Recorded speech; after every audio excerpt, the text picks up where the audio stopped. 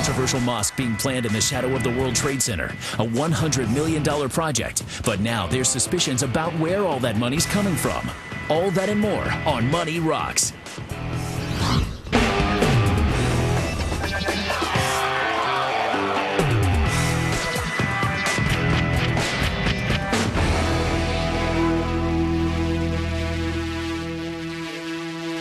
Hi, I'm Eric Bowling. Welcome to Money Rocks, where we expose crime, corruption, arrogance, and the shocking betrayals of public trust. Cutting down on public corruption would amount to a huge, huge tax cut for America and save us all money. The mosque being planned near Ground Zero in New York City, expected to cost $100 million, and questions are being raised about where that money is going to come from. Meanwhile, in Washington, President Obama came out in favor of the mosque, causing what could be a big split among Democrats. Fox Craig Boswell reports from Washington.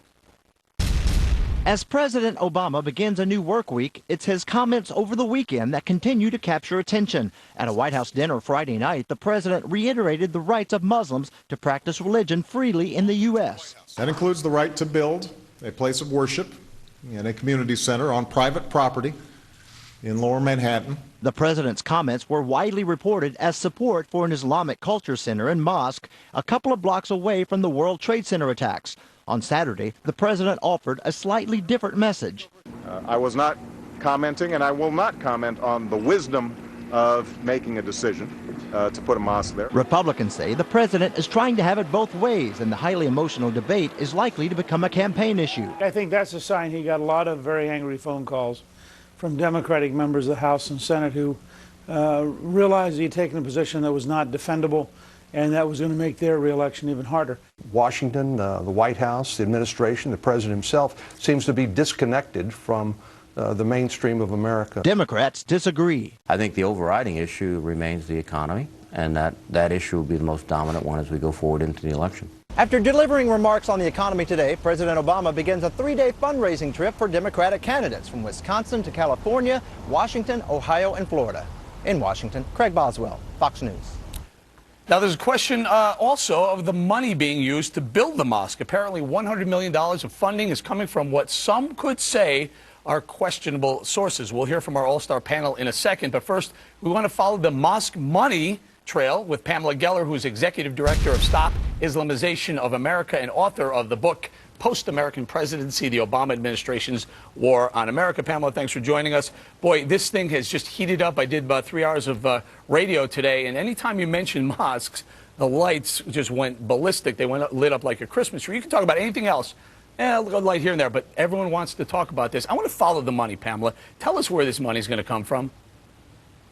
Well, it's deeply disturbing because we know he's not been honest. He has an imam who advocates for tolerance, and yet in his book he advocates for the Sharia, which is radically intolerant. We know that he is a prominent member in the Perdana organization in Malaysia. The Perdana organization was the single largest financier of the terrorist group in Turkey, IAH, which launched the genocidal flotilla to provoke the tiny Jewish state into defending itself. We also know that both his organization and his wife, Daisy Khan, received money from XNL. XNL is a Saudi Arabian company with ties to bin Laden and Al-Qaeda. Interestingly enough, a few years ago, a $100 million convention center was killed in Kissimmee, Florida, because of ties to XNL. Well, you're talking about Imam Rauf, who right now, I believe, is overseas visiting some Muslim countries, talking, I guess, raising money for this mosque. Is that accurate to say? Well, what's so galling is that your taxpayer dollars are paying for this trip to the Middle East, to all the countries where the Muslim terrorists came from: Saudi Arabia, Qatar, Dubai, Malaysia. Yes, he's on a State Department trip. Now, P.J. Crowley, who looked absolutely clueless when asked about this, says, oh, he won't be fundraising.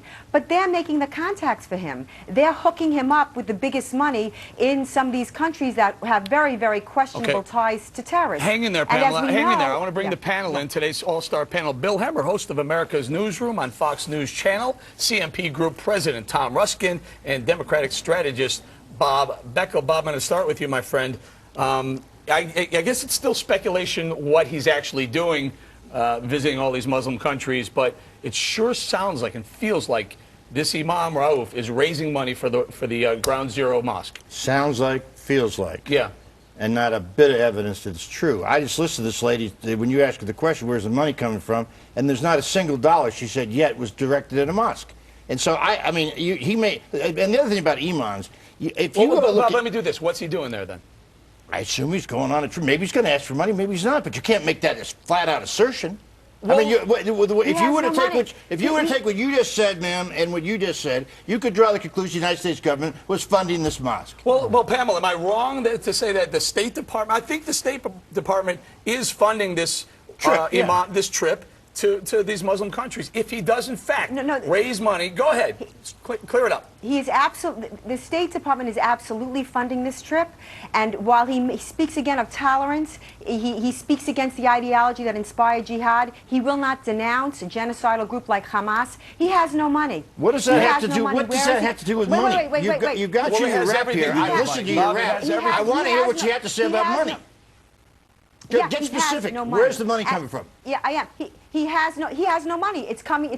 First he said there would be no foreign funding, and now he says there will be foreign funding. So the money's coming from foreign funding. Hang on, Bill. It might hold on, be guys. foreign You funding. spend a lot of time talking to people. I interviewed P.J. Crowley last week on America's Newsroom Friday morning. In fact, the trip has not taken place yet.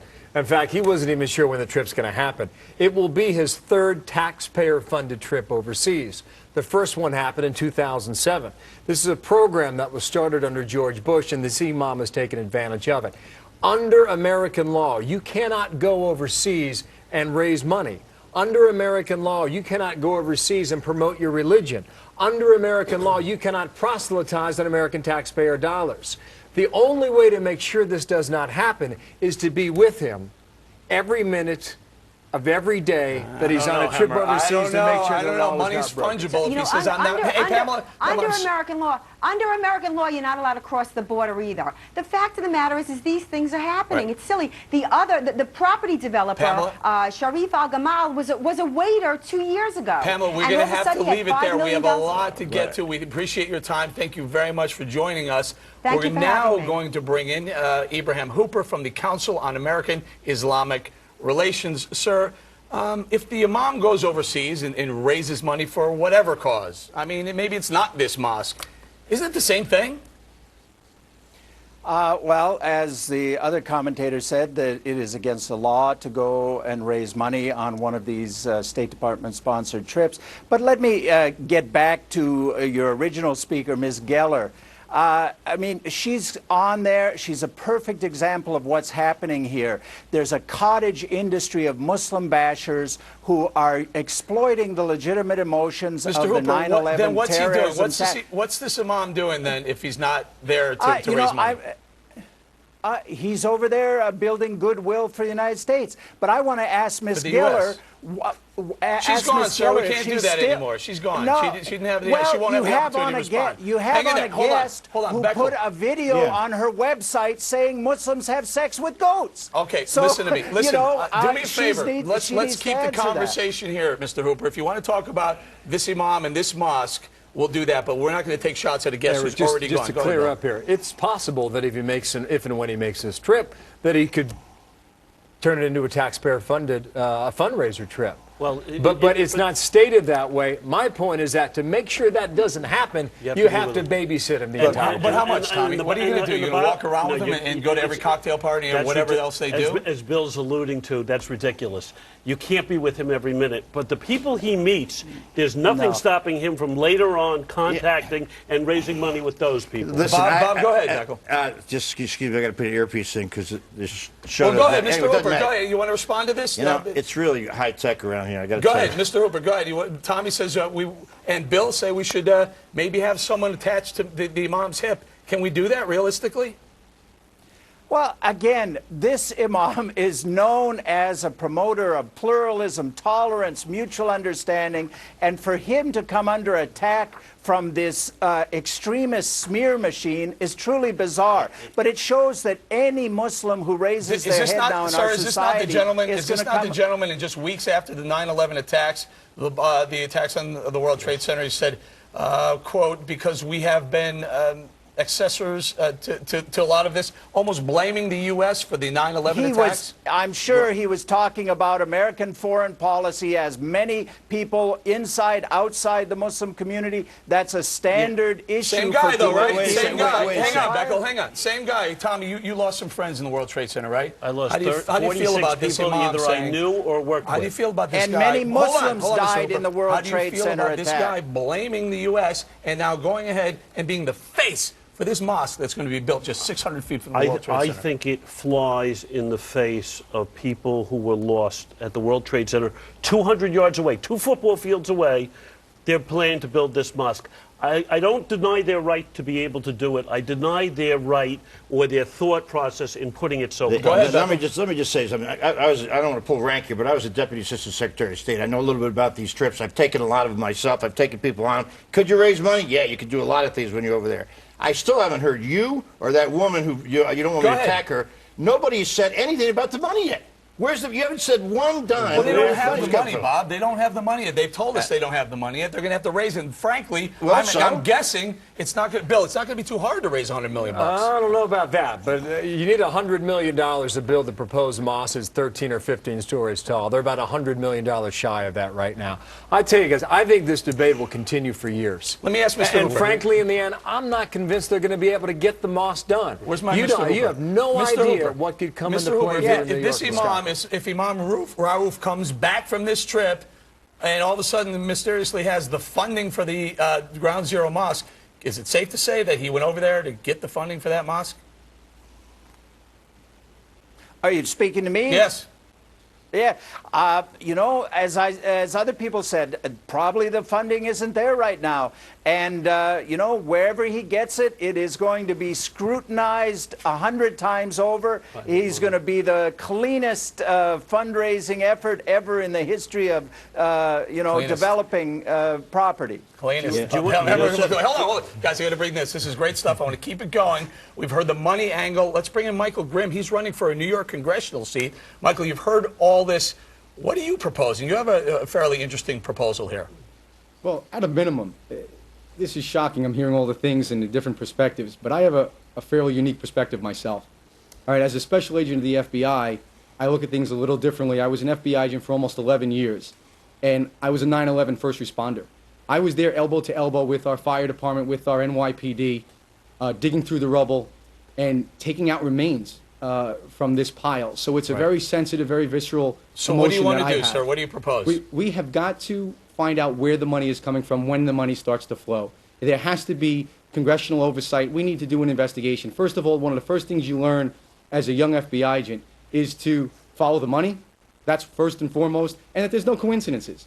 This imam has sent up several red flags, and if we ignore those now, many of them have been mentioned, we would be remiss and we would not be doing what we need to do. Mr. Hooper, this imam says he's a moderate Muslim, if I'm not mistaken. If he's a moderate Muslim, why wouldn't he propose to move this mosque 2 or 3 blocks away and make everybody happy? Well, for one thing, it's a business decision. They have a piece of property Is it really they want a to business develop. Decision? Well, in large part, it's a business decision. What business, I don't sir? know that anybody has come. I don't know that anybody has. What business? Just tell me what business. I mean, I assume it's a place of worship, right? I mean, it's developing a property, and you're not going to ask somebody to take a loss on their property to move to another property when they have an existing property. Hang in there. I'm not so sure. Unless somebody comes to them with a viable business deal. Hang on. Go ahead, There's Tom. 2 points I'd like to make here. Governor Patterson, who is a Democrat governor of New York, voluntarily threw himself in the fray and says, we will help you from the state's perspective of finding an alternate site. That was denied by the imam.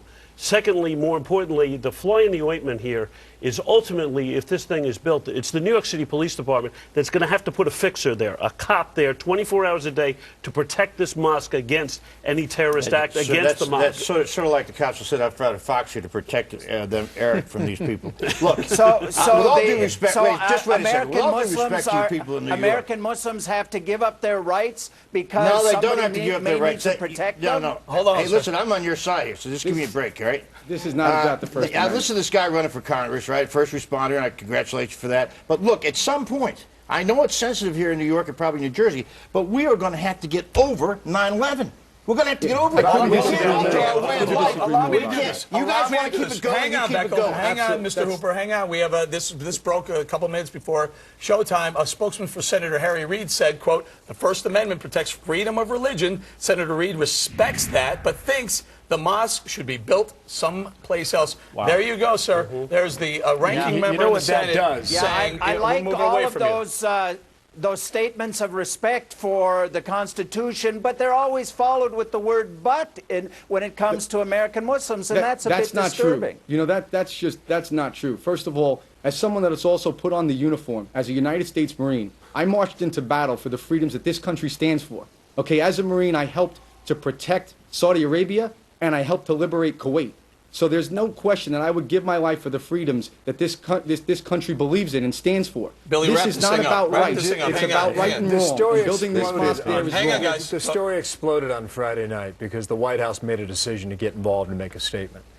It continued on Saturday with this quote-unquote clarification. It continues today because Harry Reid's splitting with the White House. I mean, this is a story that keeps going and going, and frankly, the more people weigh in on it, the more fuel and oxygen it gives this story. But what it's not, we're in mid-August right issue. now. It's not a voting issue. Guys, well, it's not a voting issue. Guys, I got to say thank you. We're up against the break. We appreciate both of your time, Michael Grimm and Ibrahim Hooper. You'll join us again if you don't mind.